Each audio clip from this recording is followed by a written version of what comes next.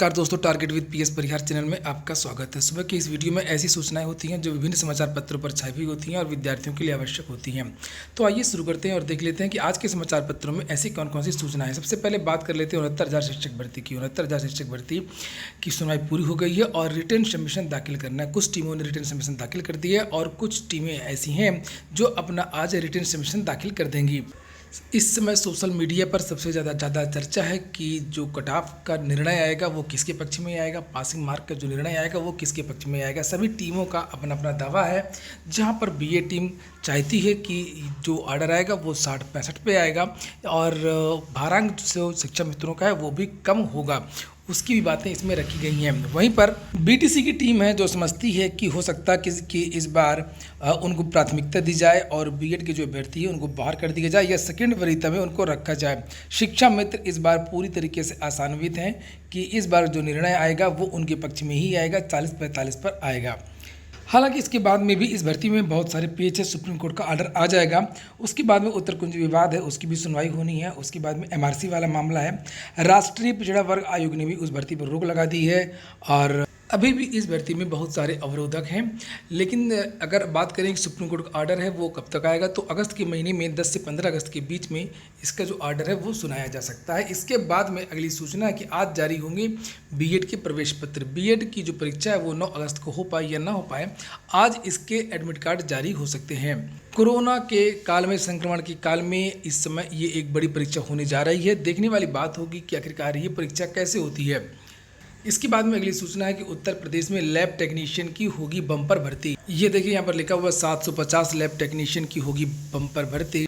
और कोरोना की जांच बढ़ाने के लिए लैब टेक्नीशियनों की भर्ती होगी। यह भर्ती नेशनल हेल्थ मिशन की तरफ से होगी। इसका आदेश जारी कर दिया गया है। जिला स्तर पर अधिकारी ज़रूरत के हिसाब से लैब टेक्नीशियन रख सकेंगे। मरीजों के बढ़ने से कर्मियों की ज़रूरत पड़ी। कोरोना मरीजों की संख्या तेज़ी से बढ़ रही है। 80% मरीज बिना लक्षण वाले हैं। बिना लक्षण वाले मरीज अनजाने में संक्रमण के प्रसार में अहम भूमिका अदा कर सकते हैं। इन मरीजों को तो कुल मिलाकर के कोरोना का जो संक्रमण है इसका ये लगातार बढ़ता जा रहा है। अस्पतालों में स्टाफ की कमी है, लैब टेक्नीशियन की कमी है। इस वजह से अब एक लैब टेक्नीशियन की बड़ी भर्ती होगी। ये देखिए लिखा है कि अस्पतालों में खाली हैं पद। यूपी के सरकारी अस्पतालों में करीब 3200 लैब टेक्नीशियन के पद हैं। इसमें 750 पद खाली हैं। आबादी के लिहाज से अस्पतालों में लैब टेक्नीशियन की संख्या पहले ही पर्याप्त नहीं है। खाली पदों ने मुश्किलें और बढ़ा दी हैं। तो अब ये भर्ती आपको देखने को मिल सकती है। जिन विद्यार्थियों ने लैब टेक्नीशियन का कोर्स किया होगा उनको ये एक बढ़िया मौका मिलेगा। पद तो लैब टेक्नीशियन के नहीं है। उत्तर प्रदेश में हजारों और लाखों पद खाली हैं। यहाँ पर देखिए लिखा है कि आवास विकास इंजीनियरों के 400 पद खाली। उत्तर प्रदेश आवास विकास परिषद में 450 इंजीनियरों के पद खाली हैं।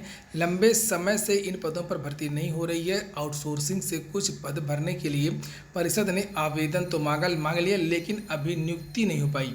इसके बाद में अगली सूचना है माध्यमिक शिक्षा सेवा चयन बोर्ड की। लिखा है रुके हुए साक्षात्कार एवं प्राप्त अधियाचनों का विज्ञापन जारी कराने हेतु चयन बोर्ड को सौंपेंगे ज्ञापन। आज माध्यमिक शिक्षा सेवा चयन बोर्ड में युवा मंच ज्ञापन सौंपेगा और ये मांग रखेगा कि जो साक्षात्कार रुके हुए हैं उनको शुरू किया जाए और नई जो भर्ती का विज्ञापन वो जल्द से जल्द जारी किया जाए। लिखा है माध्यमिक विद्यालयों में बैकलॉग पदों को भरने, लंबे साक्षात्कार को शुरू करने, चयनित अभ्यर्थियों को कॉलेज आवंटन, जीव विज्ञान की परीक्षा आयोजित कराने की मांग को लेकर के आज चयन बोर्ड अध्यक्ष को सौंपा जाएगा ज्ञापन।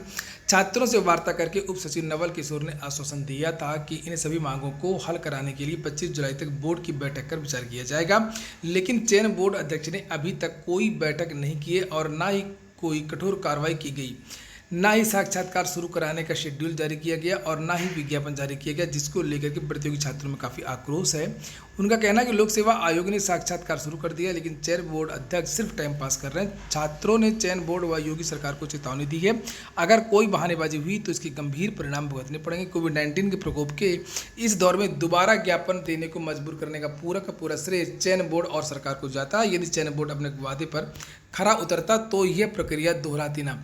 तो उत्तर प्रदेश में पूरी तरीके से भर्तियां रुकी हुई हैं, विद्यार्थी परेशान हैं, कोरोना में घर आ गए हैं, अवसाद से ग्रसित हैं और आज एक विद्यार्थी ट्विटर अभियान चलाएंगे, उसके बारे में भी जानकारी है। यहाँ पर लिखा, वैश्विक महामारी कोरोना के कारण विभिन्न शहरों में रहकर भर्ती परीक्षाओं की तैयारी करने वाले लाखों प्रतियोगी आजकल घर वापस आ गए हैं। ऐसे में वह मानसिक रूप से परेशान है। विभिन्न भर्ती बोर्डों में कामकाज लगभग ठप सा है।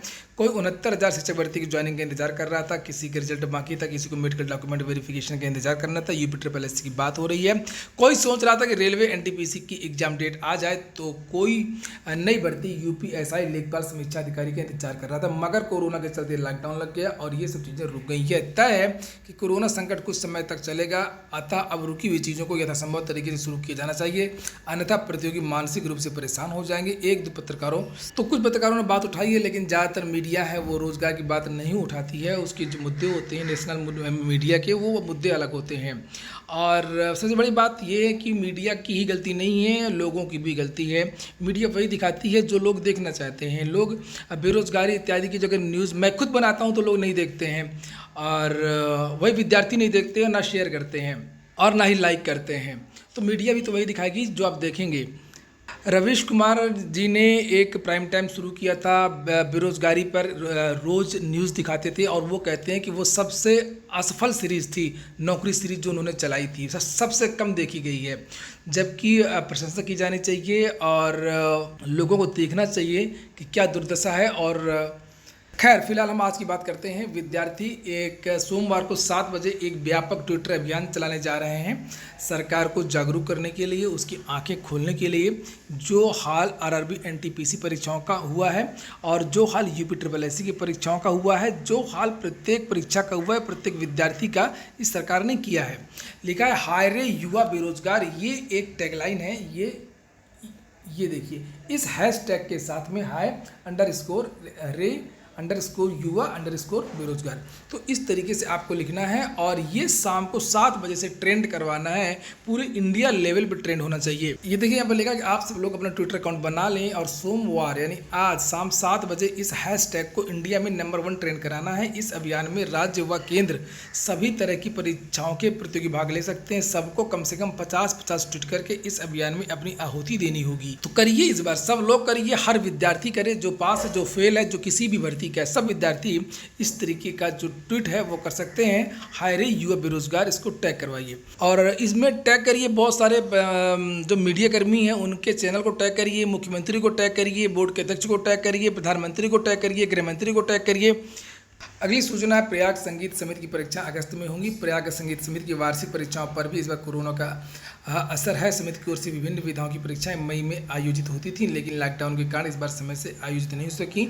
प्रबंध समिति ने कहा कि अगस्त के महीने में ये परीक्षाएं हो सकती हैं। अगली सूचना है, गेट 2021 की तारीख घोषित हो गई है। 5 से 14 फरवरी तक परीक्षा होगी। आईआईटी बॉम्बे ने graduate aptitude test in engineering 2021 GATE परीक्षा की तारीख घोषित कर दी है और अगले साल ये परीक्षा 5, 6, 7, 12, 13 और 14 फरवरी को होगी।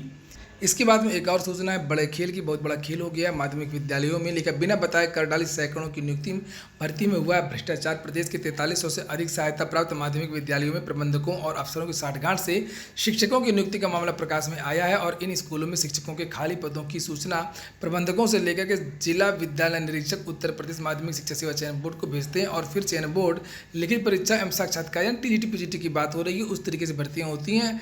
और यहाँ पर प्रबंधकों ने ही टोटल भर्तियां कर ली। फिलहाल जांच शुरू हो गई है और देखते हैं आगे क्या होता है। अगली सूचना, इलाहाबाद विश्वविद्यालय की परीक्षाओं पर इस हफ्ते हो सकता है निर्णय। इलाहाबाद विश्वविद्यालय में परीक्षाओं के आयोजन को लेकर इस हफ्ते कोई निर्णय हो सकता है। हालांकि इलाहाबाद विश्वविद्यालय प्रशासन ने 17 अगस्त से अंतिम वर्ष एवं अंतिम सेमेस्टर की परीक्षाएं प्रस्तावित कर रखी हैं, लेकिन मौजूदा परिस्थितियों को देखते हुए विश्वविद्यालय को प्रस्तावित कार्यक्रम आगे बढ़ाना होगा। परीक्षा सितंबर के मध्य से शुरू कराई जा सकती हैं।